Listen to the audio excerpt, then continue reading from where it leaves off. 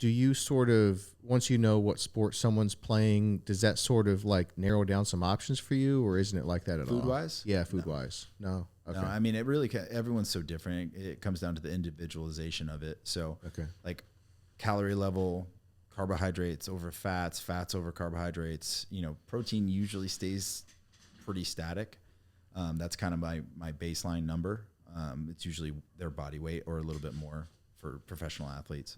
You know, so 1 to 1.5 grams per pound of body weight. Okay. Yeah. Of protein. Protein. And that's a lot. So if I'm, so what do we? I can hit it so easy. Are you kidding me? Like I can hit 260 like nothing. 260 grams? Yeah, because I mean I enjoy protein. Yeah, but how do you get? That's a lot though. How much are you getting out of a protein shake? Do you do? You don't do? If I do a protein shake, it's usually 21 grams. I use EFPs, vegan protein, because whey kind of messes with me. Something's messing with me. I was going to ask you if it's creatine. Right now, the last thing I got from creatine was pills. So I'm taking creatine pills, which I wouldn't think they would mess my gut up, but I get that Ascent whey protein. Mm-hmm. I feel like it's either that or the creatine or the beta alanine that's not sitting so good in my gut. Which do you think it's most probably not probable? The beta alanine. Probably not that? Beta alanine doesn't really have a gut reaction. Okay. Creatine can throw off your nitrogen balance in your stomach a little bit, but I would say it's probably the whey. And Ascent's a really good brand. I know it is, yeah. So like it could just be a sensitivity to whey. So if you took whey protein, it wouldn't sit so good with you? No, bubble guts. Okay. Yeah. Okay. So how do you get so much protein down then? I eat a lot of food. But like, I mean, it's hard. Like I was trying to put on some pounds like 9 months ago or something, and I was eating my face off. And this was with 50 grams of protein coming from the whey, the protein powder. I was having a hard time physically eating it all. So you think about it. Say you have 3 meals a day of 8 ounces of protein. That's 48 grams per meal. So you're at 150 right there. And that's just from protein. So if you had an 8-ounce steak 3 times a day. I mean, 8 ounces of protein, 8 ounces of meat. Okay. 3 times a day. Then you're at 150 grams right there. Okay. You know, so yeah, it's not that bad at that point. Yeah, no, that doesn't seem. No.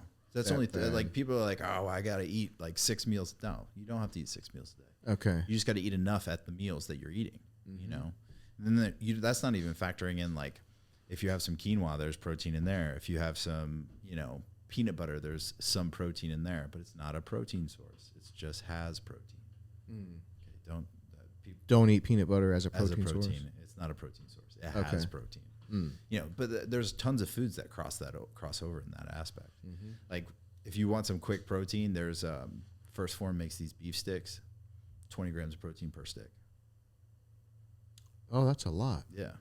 That's equivalent to 1 scoop of my whey protein powder that's been messing me up. Yeah. So there's a lot of different ways to do it, and it's not as hard as people make it out to be. So, all right, so you're going to tailor it to the individual for sure. Yeah. But if we could paint with broad strokes, which probably makes you super nervous, but if we could, for the average, 3 to 5 times a week CrossFit, not necessarily competitor, but myself, want to feel good, look good, going into the gym multiple times a week, and specifically doing CrossFit, no known allergies or whatever, how are you thinking about kind of a, basic food plan? Well, a lot of it comes down to the questions that I ask in our consult. So like it would, like for you, I wouldn't say that you're normal because you feel better on a higher protein fat diet. So that's out of the norm. Most people are carb-based athletes. So we start there. I'll essentially start with their protein, build it out from there, and based on their body fat percentage and what their goal is, I'll build out a caloric intake that is going to put them at a deficit, but not too much of a deficit. Okay, and so let's go back to the protein. And so you're suggesting 1.5 grams of protein per pound of body weight. For normal people, one gram. 1 gram per pound. Okay. Yeah.